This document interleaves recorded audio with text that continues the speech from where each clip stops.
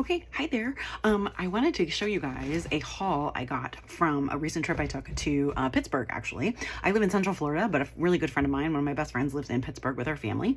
And she supports all of my crazy thrifting and crafting notions. And so when I found out that there was a creative reuse store in Pittsburgh, I told her we had to go.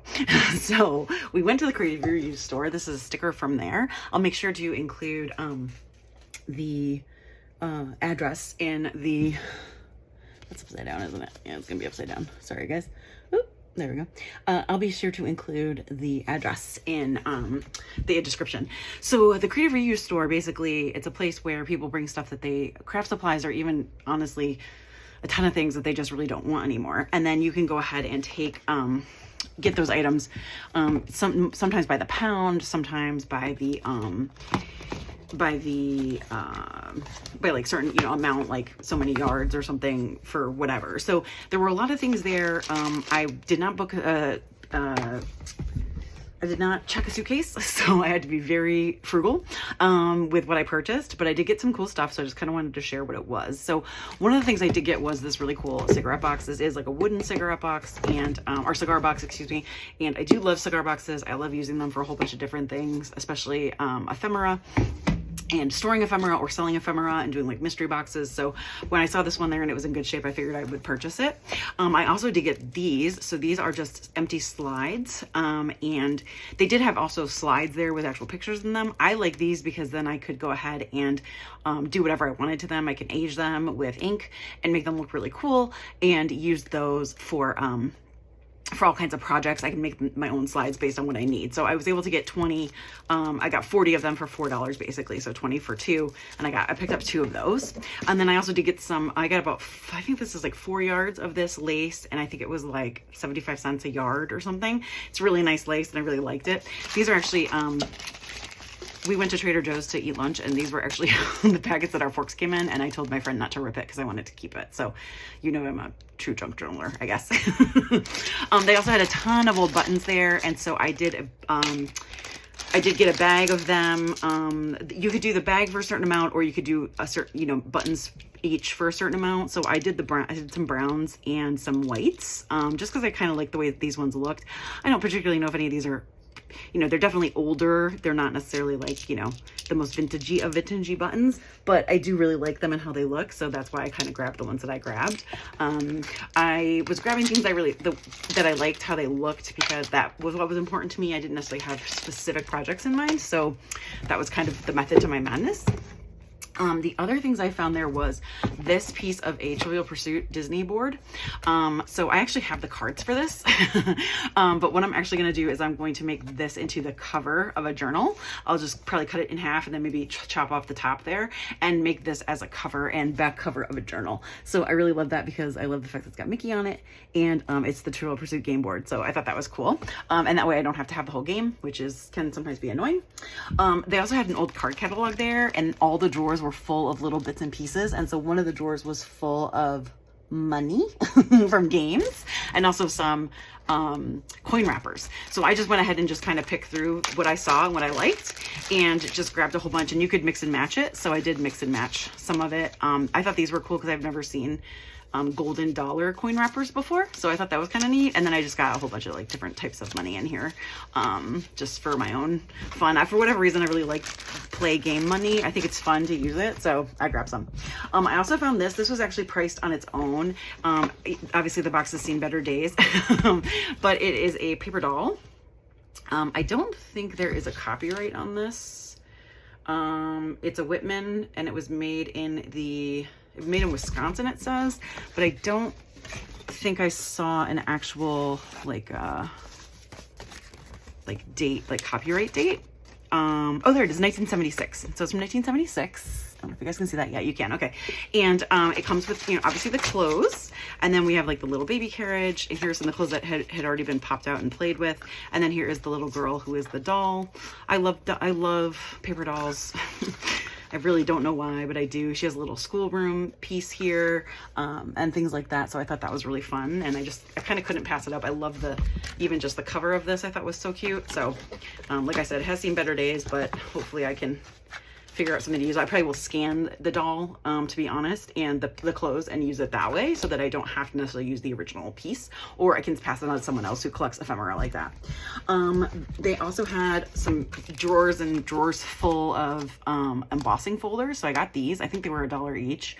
I liked this one. It's got like a fairy in front of a door, kind of like a hobbit hole there. And then I like this one with just the flowers on the side. I thought they were kind of cool.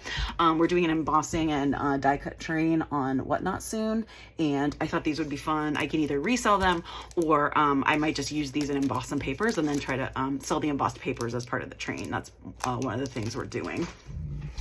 The other thing I purchased that was like priced on its own was this really cool bingo game. I'm obsessed with bingo games and game cards. I honestly don't know why, but I just am.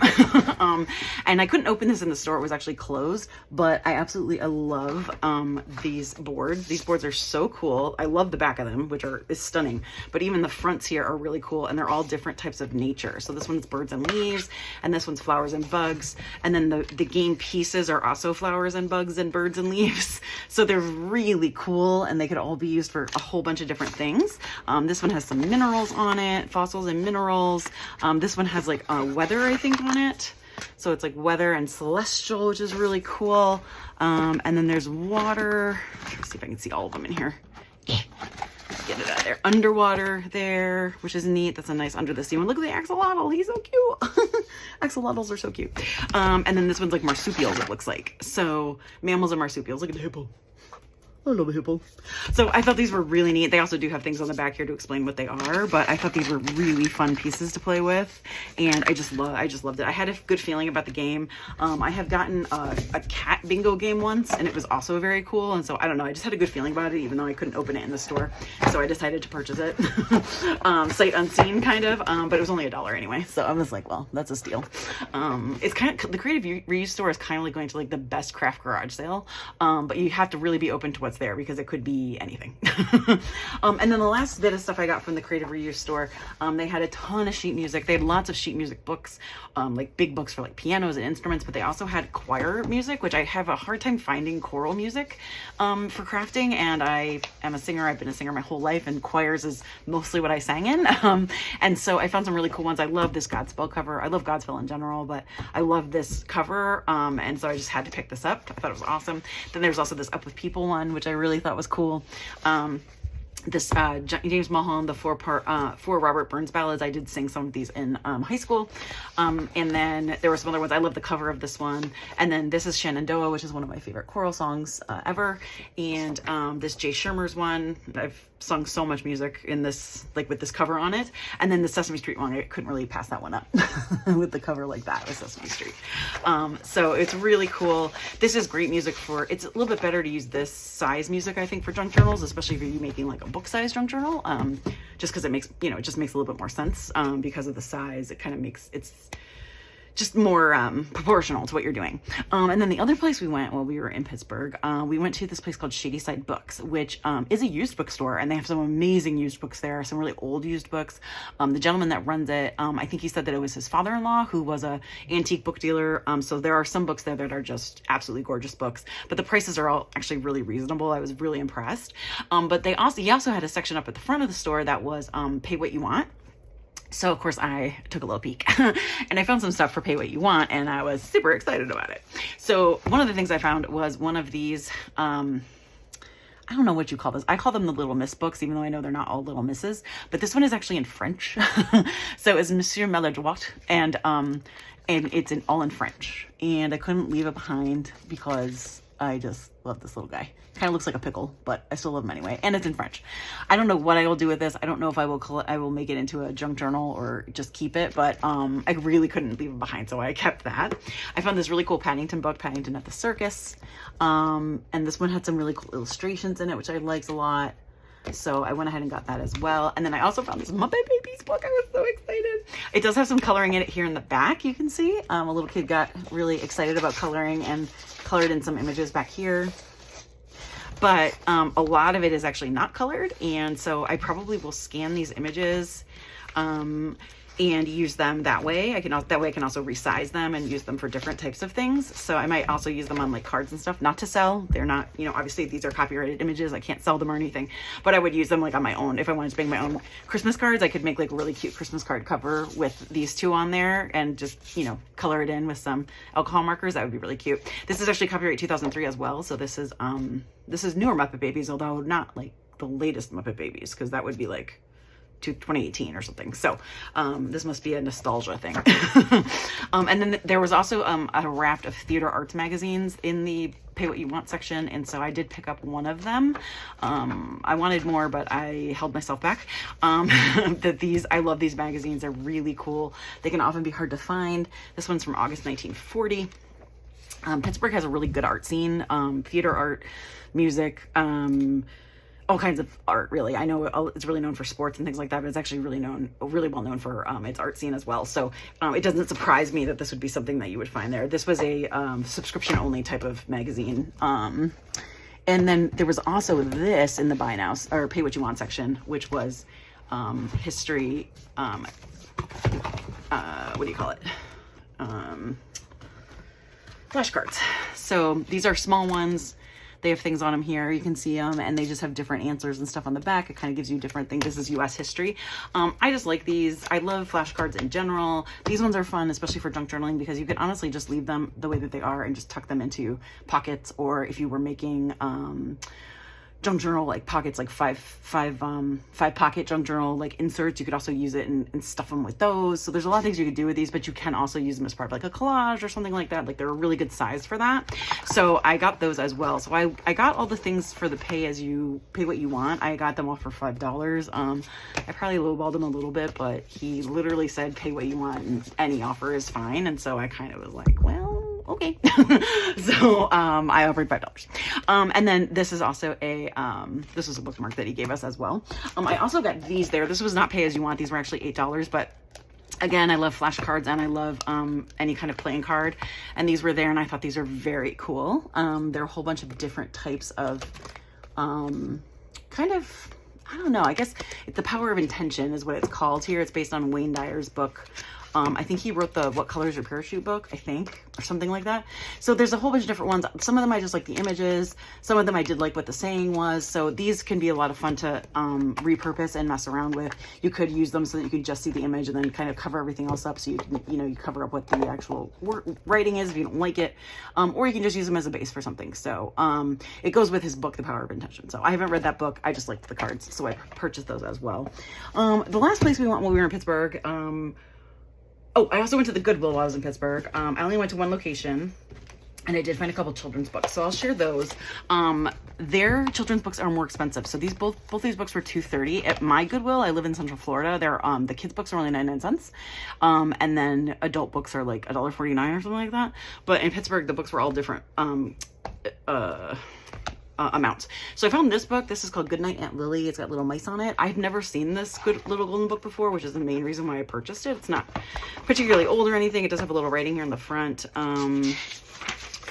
It's from 1983, so it's not particularly old, like I said, but I really liked the illustrations and I thought it was really cute. Like I said, I'd never seen it before, so that's why I got it. And then I got this because I'm getting a dog soon, and so every dog thing right now is like really speaking to me, and this was a really cute Dr. Seuss.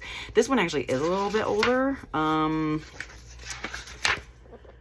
1967. So I had never seen this one either. I guess it's not a Dr. Seuss. It looks kind of like a Dr. Seuss to me. I think it's part of a book club, but I really liked it. And these are both in really good shape and didn't have a lot of writing in them or anything. So that's why I picked it up.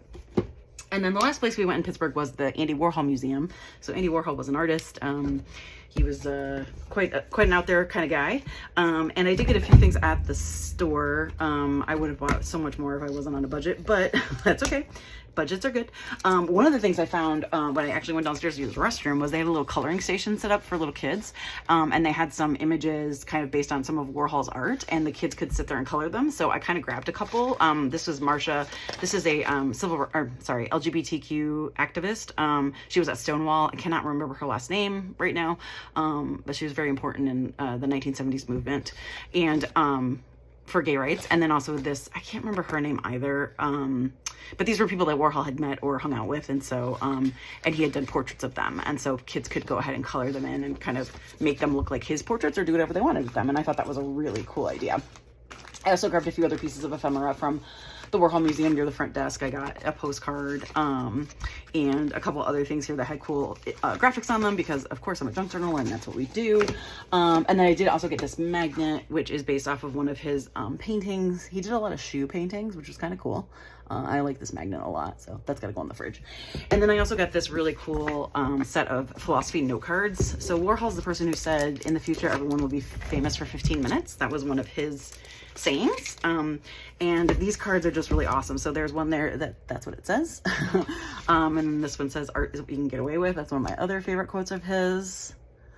Pop art is for everyone, another one of my favorite quotes of his. So there's a whole bunch of different ones. There's like 24 of them in here. You can use these as like actual note cards and just write on the back of them. They're just like one piece of paper. I think I probably will end up using them as some type of insert in a journal or make a journal out of them or do an art journal or something like that. But I thought these were really awesome. And they come with envelopes, which are cool. And then it also comes in this awesome container that looks like one of his soup paintings. So if you guys know the famous soup cans, the Campbell soup cans paintings with like the wild colors, that's Andy Warhol. So that's something else too. So that was something else I purchased. And like I said, I could have gone crazy in that gift shop. They had so many amazing pieces of art and all kinds of awesome you know, things for junk journals because it's mostly paper. But again, I don't like to take things apart just to take them apart. So if it's, I prefer to get old books or things that, need a second life. I'm not going to buy a brand new Warhol book and then destroy it so I can make it into a junk journal. That's not necessarily my goal. So anyway, so I hope you enjoyed this little haul video. This is something I hope to do more of. Here is the postcard for Shady Side Books. This is the place that we went to where we got all the different books. Let's see, can you see that? I don't know. I think it might still be backwards. But I will include this place as well as the Creative Reuse store. I'll put their address in the description of this video, and I definitely recommend heading there and checking it out. They're both really cool. They're both not very far apart from each other, and definitely is a fun day out in Pittsburgh. The Creative Reuse Center is also attached to a construction reuse. So think about like one of those Habitat for Humanity reuse stores, but like on steroids, and they have all kinds of construction stuff in there. We didn't have time to go in there, but it looked amazing. And obviously if I lived in Pittsburgh, I'd probably be there like every weekend just scouting it. So anyway, I hope you enjoyed this video, and I hope to see more of you on the channel. Please go ahead and subscribe and like the video. That always helps. And hopefully I will talk to you later. Thanks. Bye.